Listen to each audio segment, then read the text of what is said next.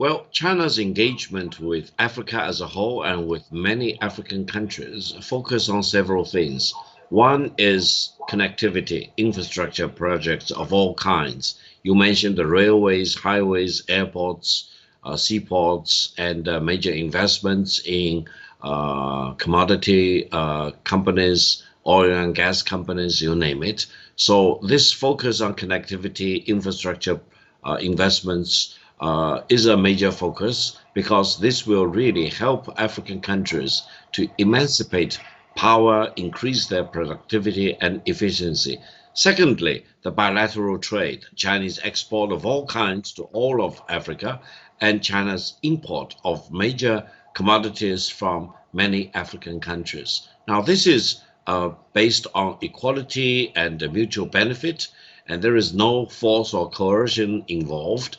And then China also attaches great importance to help many African countries to set up free trade zone, for example, industrial zone of all kinds, and then training centers. And China also help educate many talents in Africa, bring them to Chinese universities or setting up training centers in Africa. Now, you also mentioned the CDC and China's cooperation with many African countries in terms of public health, training doctors and nurses, helping with emergency situations, etc., has a long-standing history.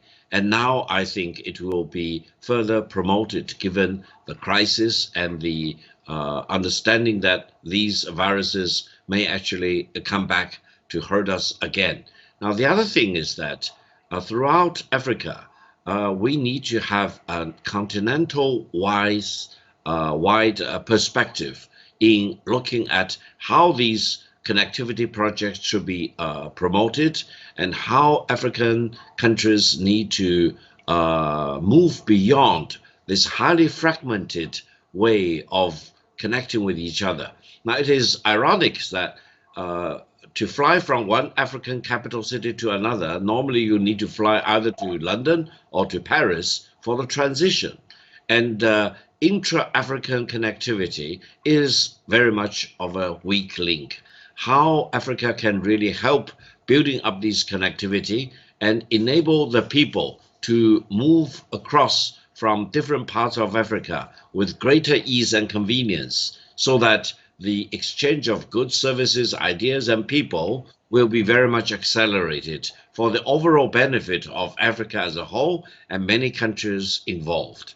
I think China can really engage in this mutually beneficial way of cooperating with African countries, and China has the political commitment, financial wherewithals, as well as the expertise and the track record of really making these things happen.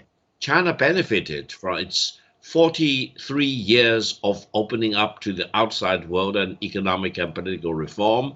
It is time for China to share its own experience and know-how with as many African countries as possible.